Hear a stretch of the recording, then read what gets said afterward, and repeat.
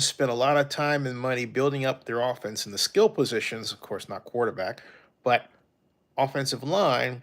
They left the job of protecting Justin Herbert's blind side to what many believe is the best offensive lineman in the NFL, left tackle Rashawn Slater. Well, today, unfortunately, Slater was injured in training camp practice, carted off the field, hence the photograph. Big loss.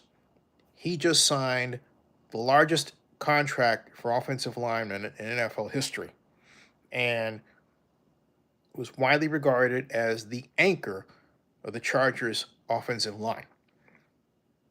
Now, the question is, what does the line look like without the great one, the great Slater out?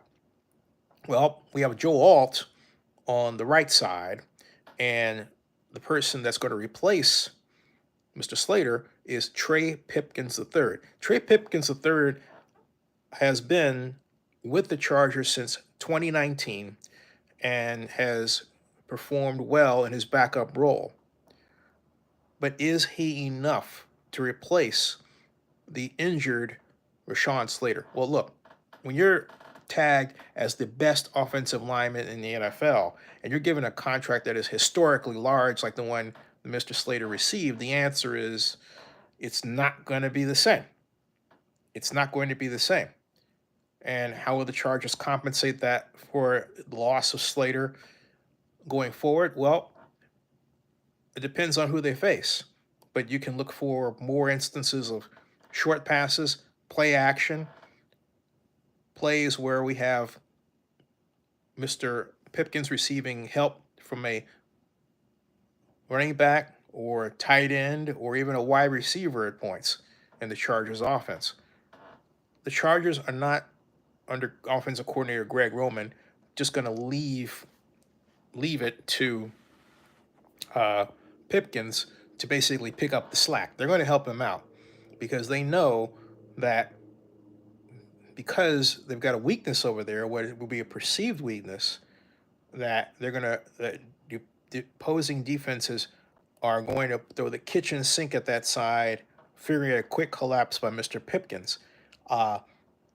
And so the Chargers will be smart to adjust for that, even by rolling out Justin Haber. And the Chargers have that kind of scheme where they do move their quarterback and have different, what Bill Walsh, the famous former San Francisco 49ers coach, would call launch points.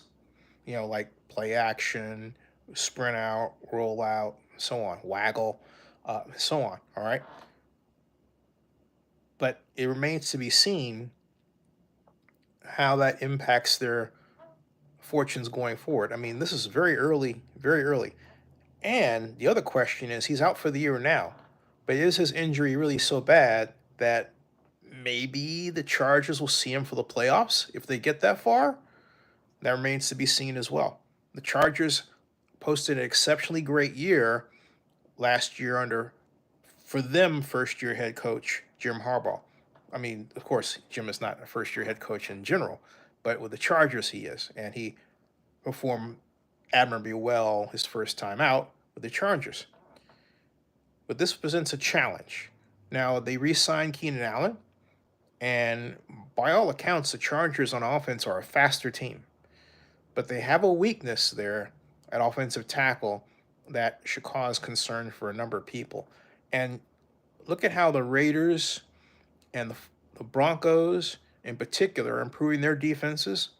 And we can't discount at all the amazing line by the Kansas City Chiefs, Kansas City Chargers, the Kansas City Chiefs. The Kansas City Chiefs have some of the most dangerous players, like defensive tackle Chris Harris, ever to put on a uniform for that organization on defense. And that's certainly true this year.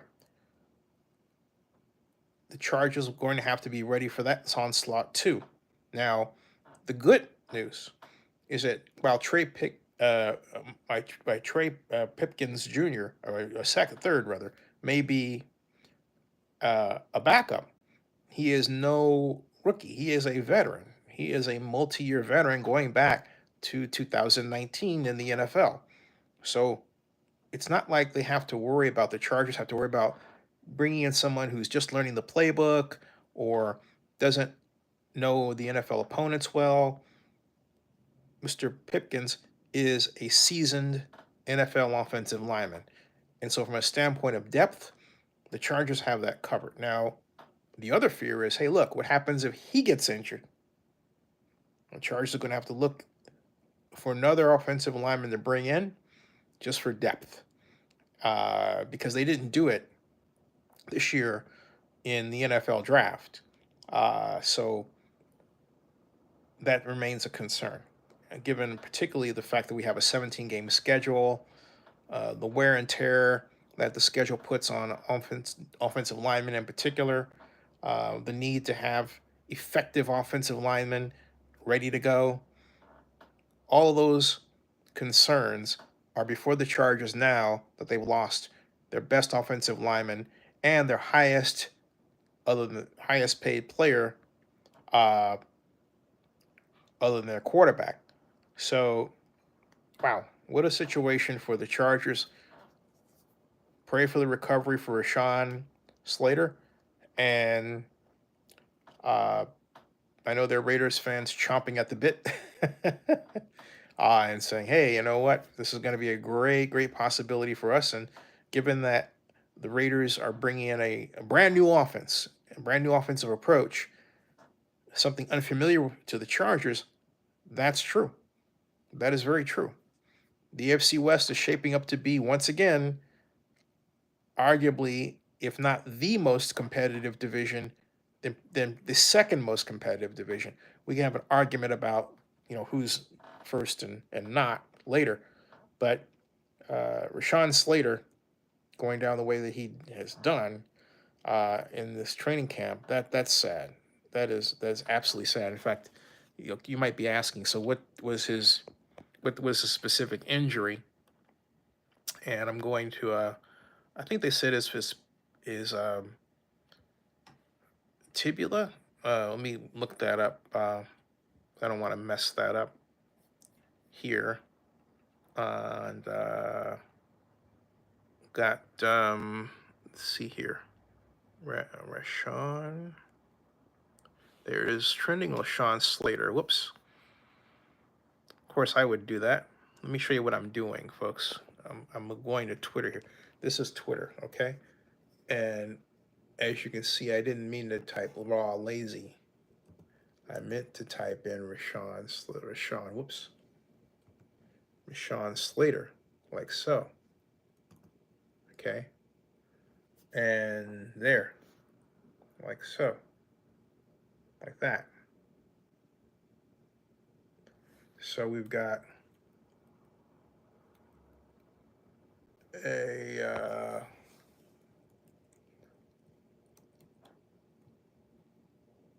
oh, wait a minute. I don't see. Oh, you know what I did? Wait a minute.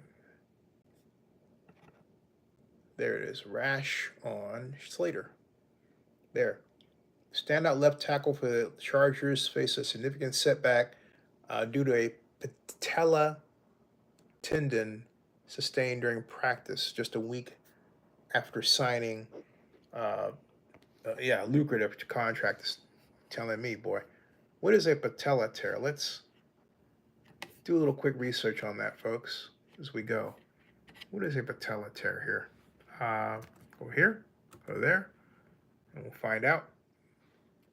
The patella tendon, also sometimes referred to as the patella ligament, is a strong fibrous structure that connects the bottom of the kneecap, patella, to the top of the shin bone. Ouch. It's a crucial part of the knee's extensor mechanism, working with the quadriceps muscles to straighten the leg. That's an ouch. Oh boy, that's a gigantic ouch, folks. Oh, you don't recover from that one quickly, or do you? Um, So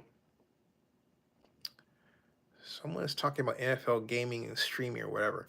Okay, you don't recover from that one very quickly at all. Yeah. Uh, that's very sad. So we definitely will pray for the young man to recover quickly and get back to his lucrative NFL career. But as I said, hey, uh, the AFC West can breathe a bit of a sigh of relief because of the changes. But, uh, you know, uh, for the time, it's on Trey Pipkins the third to do the deed for, uh, as you can see, we're announcing here, right? All right, there we go. Okay, there it is. Rashawn Slater out for NFL season, plays like Trey Pipkins the third, an LA backup since 2019. Yep, that's it. Yeah. So, what? How do you think? How do you think this impacts the Chargers' chances to win the AFC West this year? Uh, I I believe the AFC West champions will be the Raiders this year. I think Pete Carroll, with his combination of philosophy, interest in using Chip Kelly's offensive scheme, his talking about um, the uh, great 4-3 defensive concepts that Pete Carroll has employed over the years, and it'll be certainly uh, used with the Raiders, and combined with what the Raiders have done last year, I think that combination plus the players they've gotten, like Geno Smith at quarterback, very exciting, and Ashton Gentry at running back, who I think is going to have an enormous year. You look at the Raiders versus the competition, and it's difficult for me to not say they will be AFC West champions. I believe they will be AFC West champions, the Raiders this year. Can the Chargers challenge? What do you think? What do you think? I think they still can, given their coaching and given their scheme. But I think the loss of Rashawn Slater has made it that much harder. Again, you don't pay a man like Rashawn Slater the kind of money that they had signed to give him if you're not as good as he is. And he is every bit that good. So this is going to be interesting. Subscribe to Zenny62 on YouTube and bookmark ZennyReport.com. See ya.